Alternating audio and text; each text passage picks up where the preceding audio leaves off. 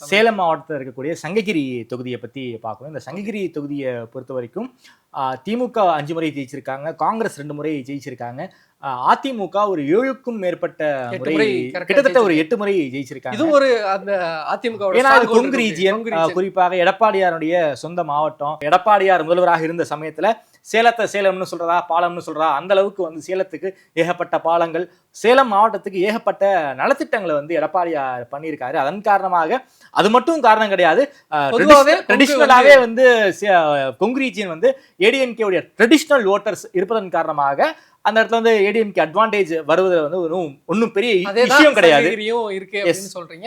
இங்க வாக்காளர்கள், ஆண் வாக்காளர்கள் 1,30,573 பேரும், பெண் வாக்காளர்கள் 1,28,075 பேரும் இருக்காங்க. கிட்டத்தட்ட ஒரு 2 லட்சத்துக்கு அதிகமான வாக்காளர்கள் ஒரு நல்ல பெரிய தொகுதி அப்படின்னே சொல்லணும்.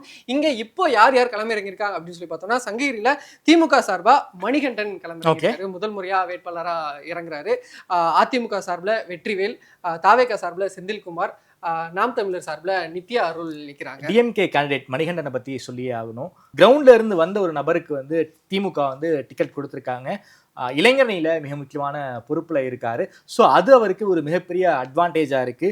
ஈஸியா ஆக்சஸ் பண்ணக்கூடிய நபராக அவர் இருக்காரு.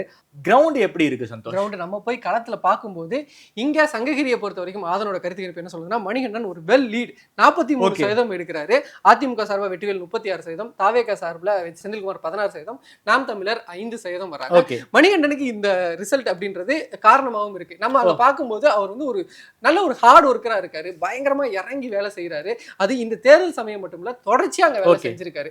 அவங்க ஆட்சியில இருந்தாலும் சரி இல்லைனாலும் சரி எங்களுக்காக அவர் நிப்பாரு அப்படின்றது, சீட்டு கொடுத்தாலும் சரி கொடுக்காம இருந்தாலும் சரி, ஆமா அதுதான் மக்களோட இதாகவும் இருக்கு.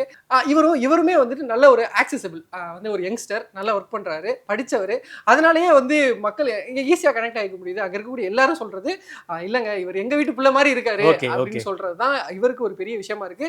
அதுதான் நம்மளோட கருத்து கணிப்புலயும் மிகப்பெரிய லீடு. கிட்டத்தட்ட ஒரு 7% லீட்ல வந்து மணிகண்டன் அவர்கள் வெற்றி பெறுகிறாரு நம்முடைய கருத்து கணிப்பு சொல்லுது. அதாவது கொங்கு ரீஜன்ல ஒரு திமுக வேட்பாளர் நல்ல ஒரு லீட் எடுக்கிறாரு அப்படின்னு. அதுவும் இல்லாம மிஷன் கொங்குங்கிற பேர்ல வந்து திமுக ரொம்ப ரொம்ப அக்ரெசிவா ஒர்க் பண்ணிக்கிட்டு இருக்காங்க.